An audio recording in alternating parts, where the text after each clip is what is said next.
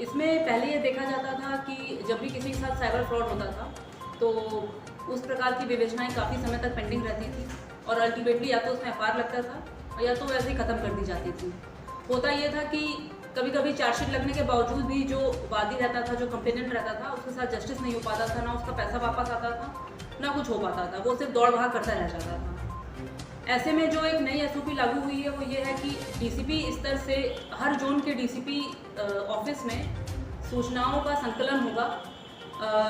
जिन भी अधिकारियों के पास साइबर की विवेचना आएगी, आईटी एक्ट विवेचना आएगी, वो एफआईआर रजिस्टर करते ही जो उससे संबंधित कैफ आईडी होती है, आईपी एड्रेस होता है, बैंक अकाउंट स्टेटमेंट होता है या जो भी चीज़ें होती हैं, वो सूचना संकलित करके डीसीपी ऑफिस में 24 आवर्स के अंदर भेजेगा।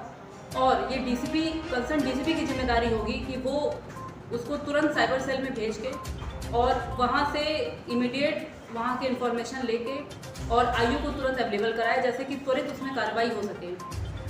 जो पहले एक प्रोसीजर था कि एफआईआर थाने में दर्ज होती थी, उसके बाद ही साइबर सेल संज्ञान लेता था, ये प्रोसीजर मेंटेन रहेगा। लेकिन कभी कभी कुछ स्थितियां ऐसी होती हैं जिसमें इमीडिएट एक्शन लेना पड़ता है, तो उसमें साइबर सेल द्वारा एक कंप्लेंट नंबर जारी होता है, जिसे साइबर सेल कंप्लेंट नंबर कहा जाता है।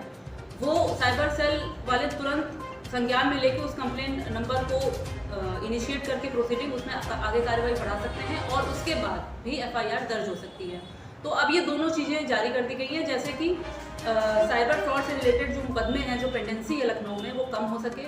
और आशा है कि इससे काफ़ी रुकावट भी आएगी और काफ़ी इसमें चीज़ें कम भी होंगी, क्योंकि साइबर अवेयरनेस के बारे में बहुत लोगों को पता नहीं है। तो इससे रिलेटेड कैंपेन्स भी चलाई जाएंगी, जिसके बारे में अभी डिस्कशन चल रहा है। आगे चल के इस प्रकार की कैंपेन स्कूल लेवल पे, कॉलेज लेवल पे, ऑफिस लेवल पे, न्यूज़पेपर के माध्यम से, मीडिया के माध्यम से सबको दी जाएगी।